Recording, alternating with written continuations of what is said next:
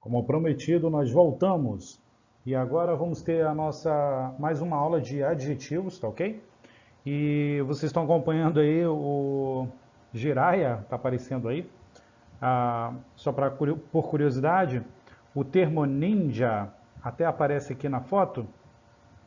Ninja significa, em tradução literal, pessoa perseverante. Tá ok? Então o ninja ele era chamado assim porque ele era perseverante, ele não desistia nunca. Assim também devemos ser, não desistir nunca. E vocês vão acompanhar nessa aula a música tema do Jiraya tocada em guitarra.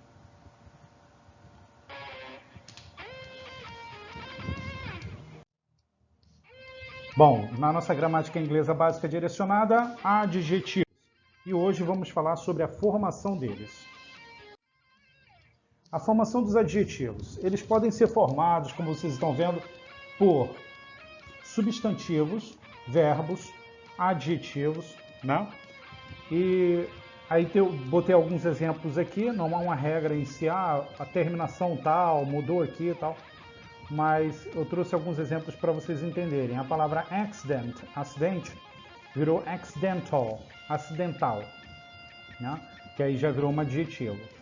No caso dos verbos, a gente tem o exemplo aqui, o enjoy, que é curtir, aproveitar, enjoyable, é aproveitável ou divertido, né?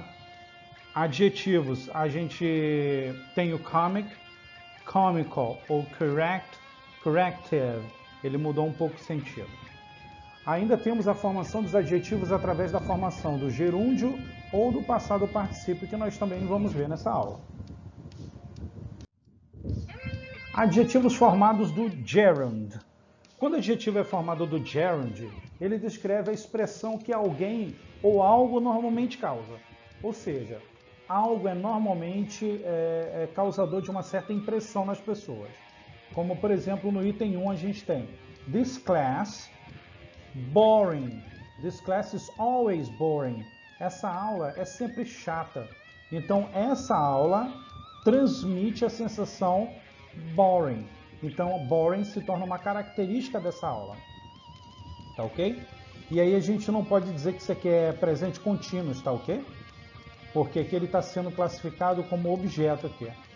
Como adjetivo no caso, perdão. Tá ok? The newspaper exciting on Sundays for the soccer news. Ok? Então aqui, the newspaper is exciting on Sundays. Por que o newspaper é exciting nos domingos? Por conta do futebol. Então, newspaper causa a sensação de, né, animação. No terceiro exemplo, nós temos this picture is horrifying for us. Né? Essa figura, essa pintura, esse quadro, essa foto é horrível, né? Nos aterroriza. É uma característica. Those spiders are frightening to children. Né? Essas aranhas são amedrontadoras, né?